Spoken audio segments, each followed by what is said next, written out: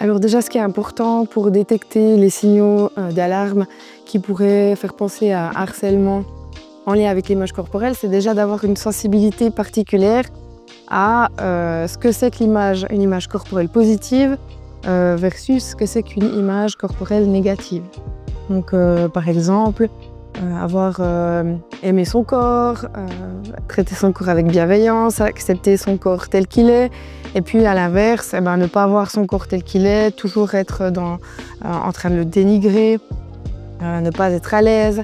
Donc ça, c'est des signaux auxquels on peut être sensible aussi quand on est dans un groupe classe avec des enfants ou des jeunes. Ce qui est important aussi en tant que professionnel, c'est de pouvoir mettre en place un cadre qui est sécurisant, qui est bienveillant et ne pas laisser passer des insultes ou des mauvais traitements entre les enfants, entre les jeunes, en lien avec l'image corporelle. L'important, c'est de réagir aussi directement et de stopper des comportements qui pourraient ensuite amener à du harcèlement.